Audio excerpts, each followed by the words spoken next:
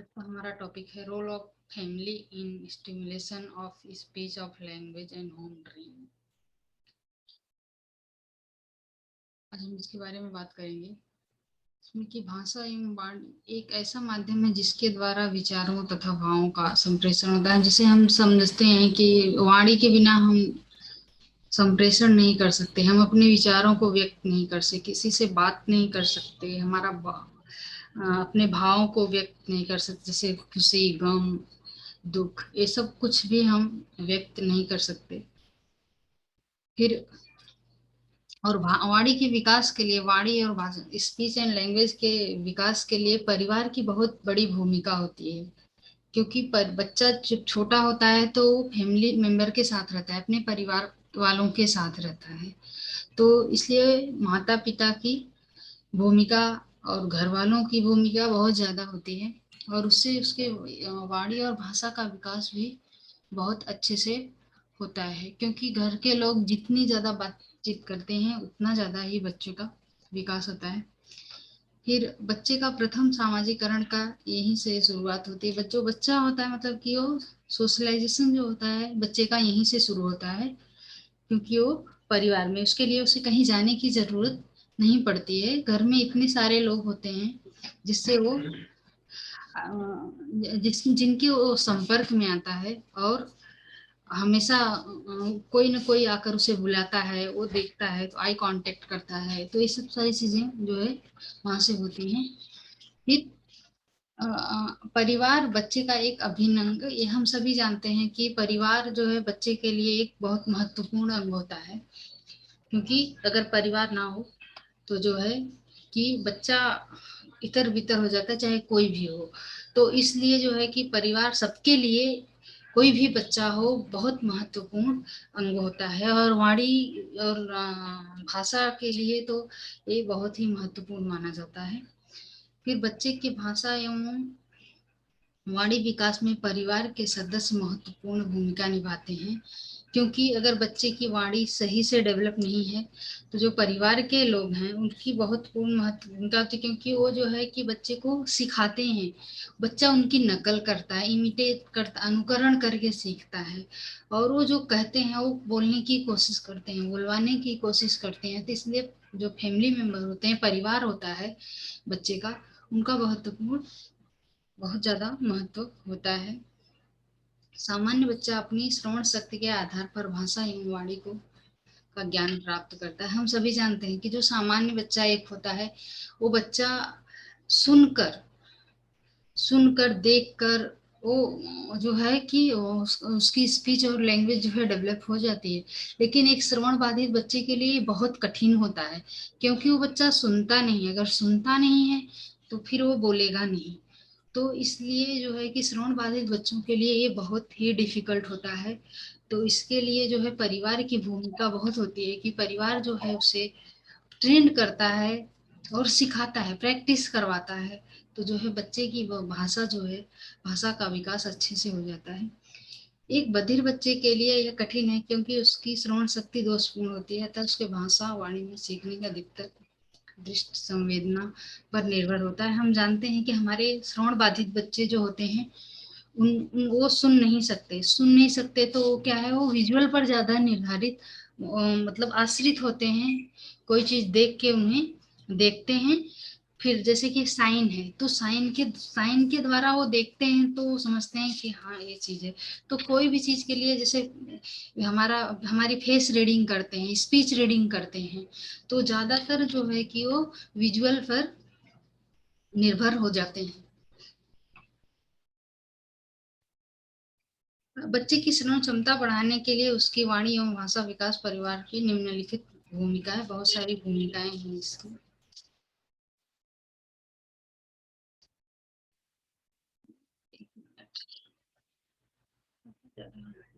शीघ्र हस्तक्षेपण कार्यक्रम, ये जो है श्रवण बाधित बच्चों के लिए बहुत महत्वपूर्ण होता है। वैसे शीघ्र हस्तक्षेपण कार्यक्रम, शीघ्र पहचान एवं हस्तक्षेपण कार्यक्रम सभी बच्चों के लिए जितने डिसेबिलिटी है। लेकिन हम यहाँ हियरिंग इम्पेयरमेंट बच्चों की बात कर रहे हैं, स्पीच की बात कर रहे हैं।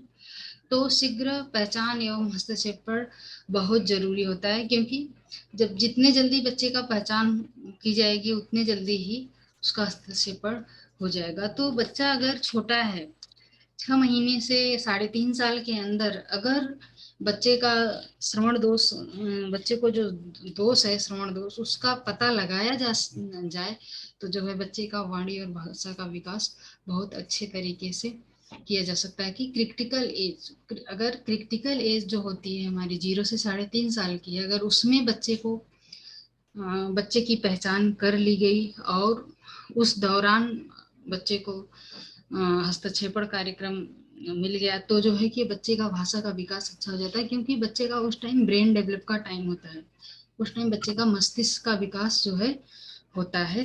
तो जो है कि ये बहुत ही जरूरी होता है। फिर और बहुत से लोग होते हैं, कुछ परिवार के लोग काफी जागरूक होते हैं, तो जब उनका बच्चा छोटा होता है, बातचीत करने पे कोई बातचीत कर रहा है तो वो इधर उधर अपना जो सर नहीं घुमाता है, कोई चीज गिरती है आवाज आने पे चिहक के उठता नहीं है।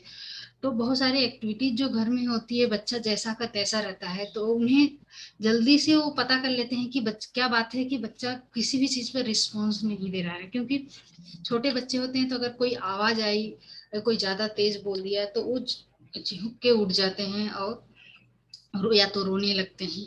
तो ये सब सारी एक्टिविटी अगर बच्चा नहीं करता है, तो कुछ पेरेंट्स होते हैं कि जो बहुत जल्दी ही पहचान लेते हैं। तो अगर जितने जल्दी पहचान कर लेंगे तो उतनी जल्दी उसे हस्तक्षेपण कार्यक्रम में शामिल हो जाएगा, उसे मशीन दी जा सकती है।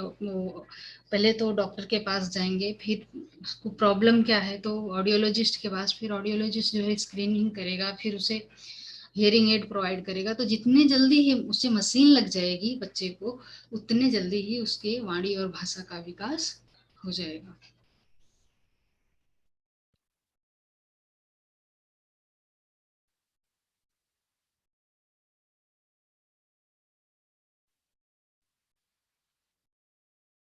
फिर है कि भाषा एवं वाणी विकास का माहौल घर में जो है परिवार के भाषा का माहौल होता है, क्योंकि सब लोग बोलने वाले होते हैं, तो कहीं ना कहीं से सब लोग बात करते हैं, चुपचाप तो बैठे नहीं होते हैं।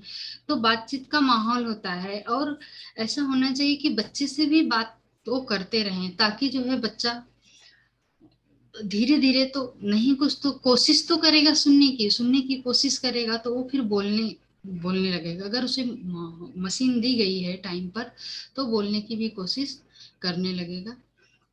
फिर परिवार के सदस्य प्रेम पूर्वक वातावरण में बच्चे को भाषा व वाणी सिखा सकते हैं। कि जैसे कि घर पर बहुत सारी चीजें होती है, डेली रूटीन की एक्टिविटीज होती हैं, सुबह सुबह उठने से लेकर सोने तक बहुत सारी क्रियाएं की जाती हैं, जो कि बच्चे को सिखाई जा सकती है।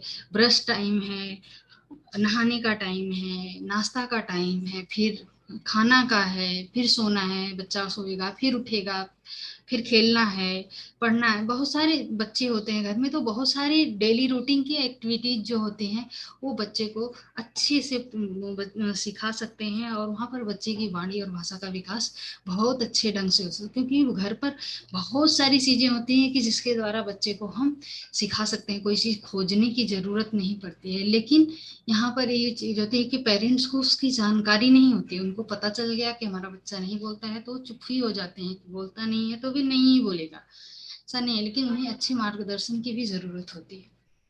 माता पिता व घर के सदस्यों को छोटे छोटे वाक्यों एवं शब्दों को बच्चों को बुलवाने का अभ्यास करवाना कर वाणी का विकास कराना चाहिए। बच्चा जब छोटा होता है, तो क्योंकि आप बड़े सेंटेंस नहीं बोलिए, छोटे में छोटा, पहले एक कीवर्ड, दो कीवर्ड, ऐसे ऐसे बच्चे को बुलवाइए। क्योंकि बहुत सारे श्रवण बाधित बच्चों को क्या करते हैं, नाम या तो क्रिया यही सिखाते हैं बच्चे, यही तक बच्चे सीमित ही हैं। लेकिन ऐसा नहीं होना चाहिए, बच्चे को छोटे छोटे सेंटेंस सिखाना चाहिए, क्योंकि उसको फ्यूचर में उसको बोलना है। बोलना है तो आप वही, वो जो क्रिया है और वो नाम है, उसे आप छोटे छोटे वाक्य में दे दीजिए ना, उसमें बताइए। तो अगर आप उसमें बोलना सिखाएंगे, तो जो है बच्चे का विकास अच्छे से हो जाएगा, उसकी आदत हो जाएगी, उसकी प्रैक्टिस हो जाएगी। क्योंकि इन बच्चों को प्रैक्टिस की बहुत जरूरत होती है। एक बार आप प्रैक्टिस करवा लिए, एक बार एक दिन के प्रैक्टिस से कुछ नहीं होने वाला है, इसको बार बार प्रैक्टिस कराना पड़ेगा। और आप किसी सेंटर या कहीं पर जाते हैं तो वो या स्कूल में उतना टाइम बच्चा स्कूल में नहीं रहता है कि जितना टाइम आपके पास रहता है। तो आप पेरेंट्स जो जितना बच्चे को सिखा सकता है उतना स्कूल में नहीं सीख सकते हैं। स्कूल वाले गाइड करते हैं कि हाँ आपको ये एक्टिविटी कराई गई है, आपको ऐसे इस घर पे भी कराना है। और कभी भी पेरेंट्स को जो है कि ऐसा नहीं देना चाहिए कि भारी भरकम एक्टिविटी करा दो और वो बहुत खर्चीली हो, कि वो मार्केट से सामान नहीं गई। ऐसी एक्टिविटी बताओ जाओ उनके घर में उपलब्ध हो, जो चीज उनके घर में मिल जाए वो चीज आप बता दो। वेस्टेज चीजें हैं उसमें से वो निकाल के एक्टिविटी करा दो।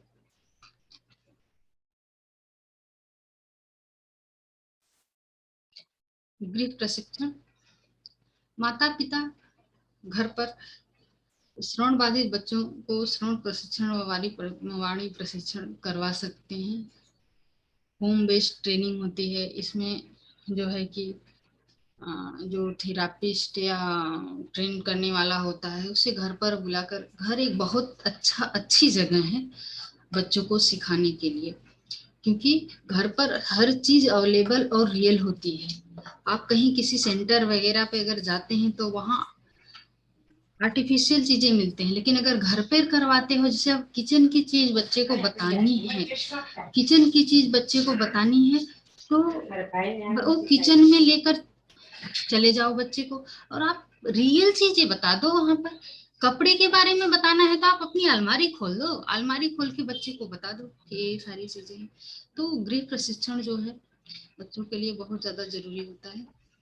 फिर घरेलू एवं स्वयं उपलब्ध वस्तुओं का नाम बुलवाना, उनके सुनने एवं इंद्रियों को जागृत करना, उसके प्रयास करवाकर वाणी एवं भाषा का विकास करते हैं, जैसे कि मैंने बताया। तो बहुत सारी चीजें होती हैं घर में, फर्नीचर्स होते हैं और खाने पीने की सामान होती, बहुत सारी चीज होती हैं जो कि घर में होती हैं और उसके जरिए जो है बच्चे को सिखाया जा सकता है।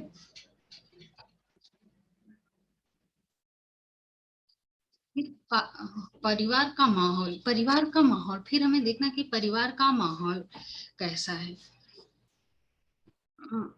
जो है कि जो बच्चे ये बच्चे होते हैं, हमारे डेफ बच्चे होते हैं, उनके लिए परिवार का माहौल अच्छा होना बहुत जरूरी होता है। अगर परिवार का माहौल अच्छा है तो जो है उनको उनकी वाणी और भाषा का विकास बहुत अच्छे होगा, क्योंकि अक्सर परिवार के सदस्य बधिर बच्चों की अपेक्षा की भावना पाई जाए, मतलब कि वो बहुत सारी उम्मीद रखते हैं अपने बच्चों के साथ कि भाई हमारा बच्चा ऐसे है ऐसे है, फिर नहीं होता है तो वो हीन भावना से देखने लगते हैं।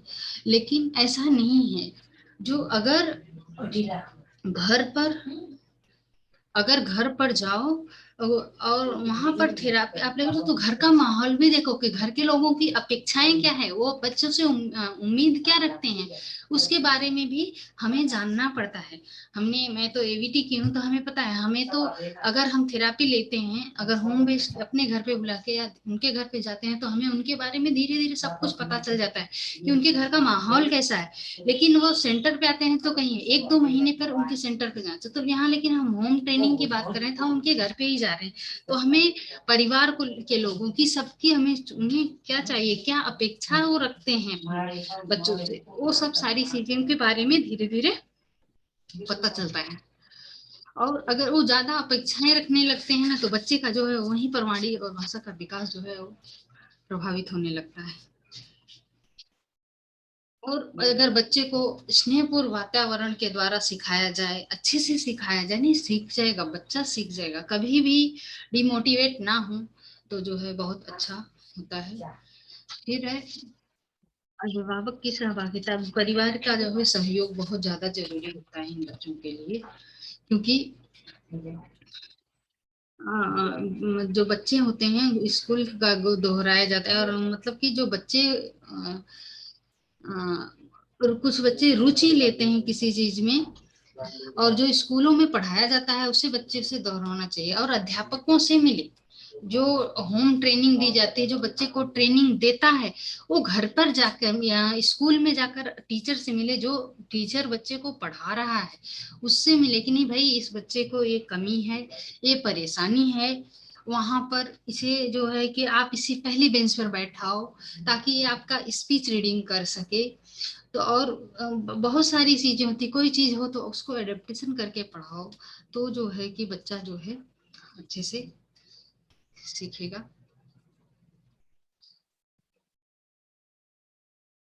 फिर श्रवण यंत्रों के प्रयोग पर जोड़, जो श्रवण यंत्र बच्चों का जो हियरिंग एड लगाता है, इस पर भी।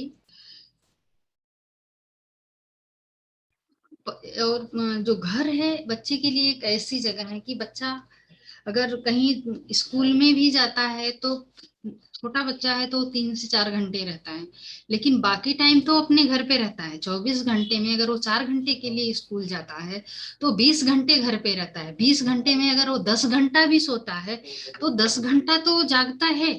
तो वो 10 घंटे में वो कितना टाइम अपना श्रवण यंत्र लगा रहा है, ये हमें लिख के रखना चाहिए। कितने बजे बच्चे ने उठा, इतने से इतने टाइम में इसने श्रवण यंत्र लगाया हुआ, अपनी मशीन लगाया हुआ था। फिर नहाने अगर गया है तो इतना टाइम इसने निकाला हुआ था, फिर लगाया था। फिर अब सोने गया था तो फिर इतने टाइम दोपहर का टाइम अगर सोया, तो सारी चीजें को आप मिले, आप देखिए कि बच्चा कितना टाइम लगाता है मशीन। और कम से कम श्रवण बाधित बच्चे को 14 से 15 घंटे तो मशीन लगाना ही चाहिए। ये इतना होना चाहिए। अगर इतना टाइम बच्चा मशीन लगाता है तो बहुत ही बच्चे को फायदा होता है। अगर बच्चा मशीन कम लगता, काफी पेरेंट्स ऐसे होते हैं महंगी से महंगी मशीन खरीद लेते हैं और उसको बॉक्स में करके साइड में रख देते हैं। ऐसा करने से उस मशीन का फायदा क्या? आपने उस मशीन से क्यों खरीदा है? वो मशीन बच्चे के लिए खरीदा है ना, बच्चे की भाषा के विकास के लिए खरीदा है ना, तो फिर क्यों नहीं बच्चे को देते हो? तो जो है कि कम से कम 12 से 14 घंटा तो बच्चा मशीन लगाए ही लगाए, तभी जाकर बच्चे की वाणी और भाषा का विकास होगा। और होता क्या है, बच्चा 1 से 2 घंटे मशीन लगाता है, उसके बाद पेरेंट्स क्या करते हैं, मशीन निकाल के रख देते हैं। लेकिन जो होम ट्रेनिंग देने जाते हैं, गृह आधारित प्रशिक्षण देने जाते हैं, उन सब चीजों को जो है कि उनको बताना चाहिए कि इतना टाइम लगाना है मशीन। अगर बच्चे के पास मशीन है तो इतना टाइम लगाना है। आप एक टाइम टेबल बना लीजिए कि इतना टाइम बच्चा सोता है, इस टाइम उठता है। और बच्चे को अगर मशीन है तो वो सोया हुआ है तो उसके कान में लगा दीजिए, अगर उसे उठने का टाइम है उसके, तो ताकि वो बच्चा आवाज सुनकर उठे, आपको जगाना नहीं पड़े। तो जब बच्चा जागने वाला है तो मशीन जो है उसे उसके कान में आप लगा दीजिए, ताकि बच्चा खुद की नेचुरल आवाज सुनकर उठे ना। फिर है कि वो आत्मा जो होता है मशीन के द्वारा जो है बच्चा वातावरण में जितनी भी ध्वनियां होती हैं उसको धीरे धीरे वो सुनने की कोशिश करेगा और सुनेगा। एक दिन में नहीं, लेकिन धीरे धीरे उसकी हैबिट हो जाती है। क्योंकि हम सभी जानते हैं बच्चा सोते टाइम मशीन निकाल कर सोता है, लेकिन जो है कि उठने से पहले उसे मशीन तो लगा ही सकते हैं आपकी, उसका उठने का टाइम हुए है। लेकिन होता क्या, बच्चा पहले उठ जाता है तो जाकर उसे मशीन लगाई जाती है। आज का ये टॉपिक यहीं खत्म हुआ। एक दूसरा टॉपिक भी है, उससे भी लेंगे।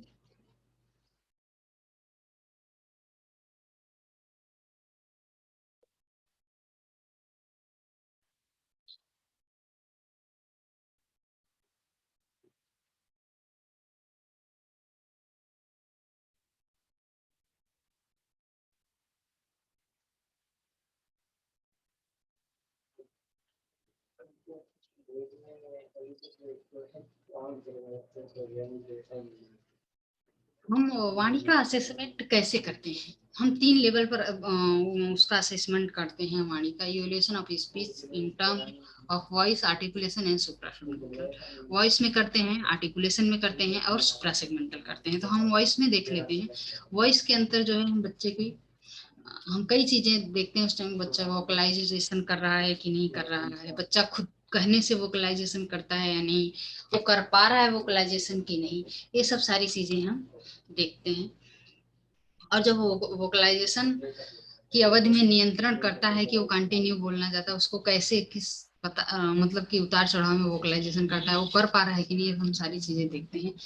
और यह भी हमें विश्लेषण करना है कि बच्चा कितनी सेकंड तक करता वोकलाइजेशन करता है और कितनी उसकी जो है लाउडनेस है। तो लाउडनेस जो है सॉफ्ट में है या सॉफ्ट में है, या तो विस्पर वॉइस होती है, फुसफुसाहट वाली होती है, क्या है वो जो है हमें देखना पड़ता है। फिर बच्चे को कई बार दो तीन तीन बार जो है वोकलाइजेशन करने के लिए कहा जाता है, और बच्चे की लाउडनेस कितनी है, बच्चे की पिच कंट्रोल कितना है, ये सब सारी चीज चेक किया जाता है। एक फॉर्मेट आता है, उस फॉर्मेट पर सारी चीजें जो है टिक की जाती है। फिर बच्चे को विभिन्न pitch, high pitch, low pitch, mid pitch में 3-3 सेकंड के लिए उसे साउंड उत्पन्न करने के लिए कहा जाता है। कोई भी साउंड वो दे दिया और उसको उत्पन्न करने के लिए जो है बच्चे को कहा जाने। फिर आर्टिकुलेशन, आर्टिकुलेशन का हम जब इवैल्यूएशन करते हैं तो इसमें हम जानते हैं कि हमारा जो है आता है कि बच्चा स्वर और व्यंजन कैसे उच्चारित करता है, जो शब्द हैं वो कैसे उच्चारण करता है, तो वो सब सारी चीजों का हम विश्लेषण करते हैं। और कितना क्या बच्चा विभिन्न आवाज को सिलेबल में उत्पन्न कर सकता है, छोटे सिलेबल में, बड़े सिलेबल में।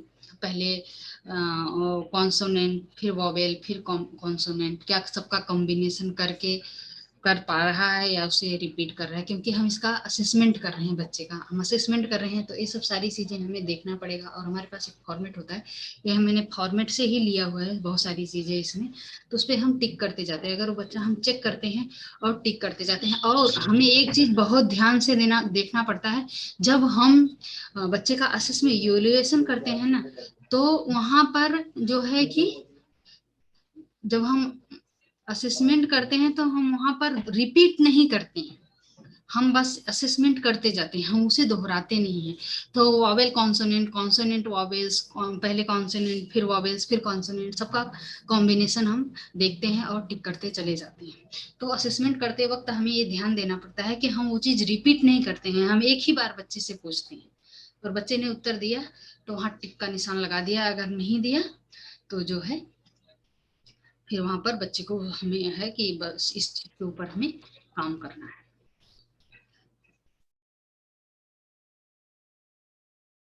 फिर है कि अलग अलग तरीके से जो है इसका मीनिंगफुल कॉन्टेक्स्ट के रूप में भी करते हैं। जैसे कोई वर्ड है तो उसके ऊपर पिक्चर है, पिक्चर है तो पिक्चर है तो उस पिक्चर के ऊपर कोई घटना घटी हुई है तो हम उसके ऊपर बात करते हैं, पूरा सेंटेंस पैराग्राफ में बात करते हैं। तो क्या बच्चा उस पर कर रहा पा रहा है कि नहीं। तो वो सब, जैसे कि कोई आग है तो आग लगी हुई का कहीं पिक्चर है तो वो हम उस पर बता सकते हैं, पिक्चर के द्वारा बच्चे को जो है उसका मूल्यांकन वहां पर भी कर सकते हैं। और पहले जब और जो पिक्चर हम लेंगे, हमें ये ध्यान देना है कि जो शब्द हमने बच्चे को बताए हैं, जो शब्द बच्चे को पहले से आ रहा है, पिक्चर उसी का होना चाहिए। अलग पिक्चर, कोई भी पिक्चर उठा नहीं लिया कि ये पिक्चर उठाया और बच्चे को दे दिया, ऐसा नहीं होना चाहिए। बच्चे को जो शब्द आता हो पहले से, वही शब्द से रिलेटेड ही पिक्चर चुनना चाहिए, ताकि बच्चा आपके प्रश्नों का जवाब अच्छे से दे सके। और ऐसा हमें कहीं हमने पहला इनिशियल और फाइनल पोजीशन का जो की जो शब्द होते हैं, उसे जो है उस आधार पर लेना चाहिए।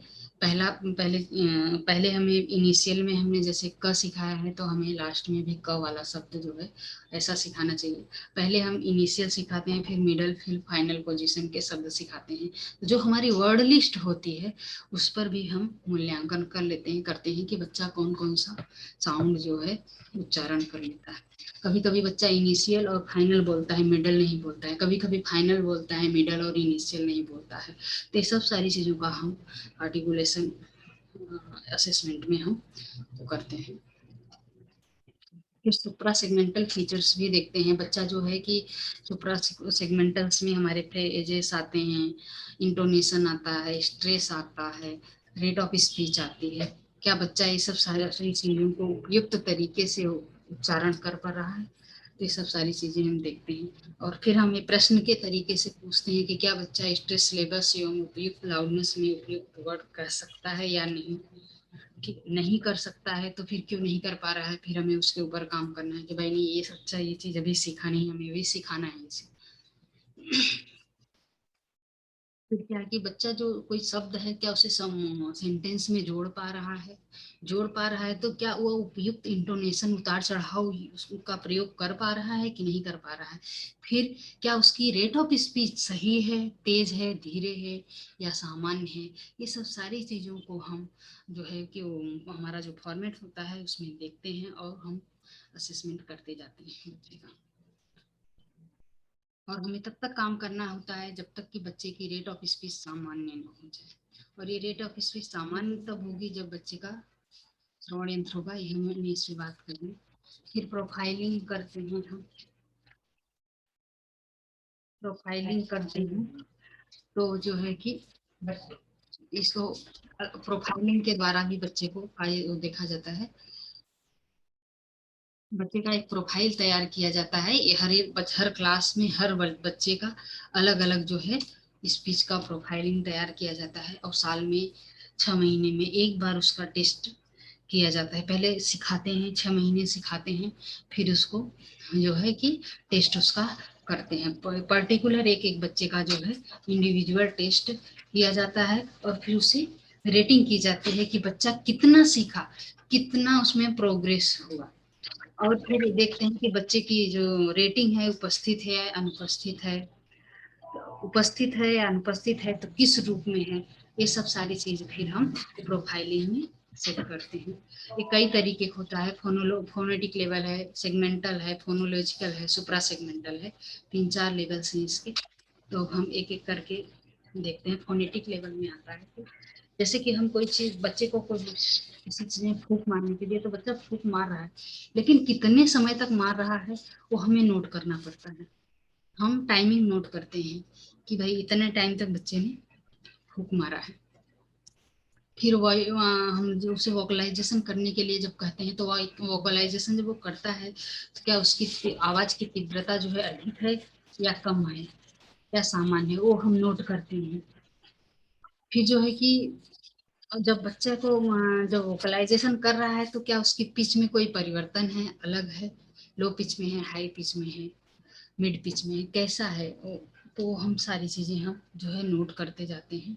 और हम धीरे धीरे जो है 3 से 4 सेकंड के लिए ही वोकलाइजेशन करने के लिए कहते हैं।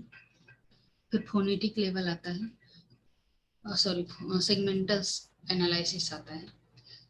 फिर जो है कि इसमें हम एक चीज देखते हैं कि क्या बच्चा लेवल में विभिन्न ध्वनियों को सही से बोल सकता है या नहीं। अगर बोलता है तो ठीक है, अगर नहीं बोलता है तो कहाँ त्रुटि है, किन सिलेबल्स में त्रुटि है, कौन सा सिलेबल्स वो नहीं अच्छे से बोल रहा है, वॉबल्स का है या कॉन्सोनेंट का है या उन दोनों का कॉम्बिनेशन है, क्या है वो सही से रिपोर्टिंग हम करते हैं। फिर हम बाद में आगे उसी के ऊपर काम करते हैं।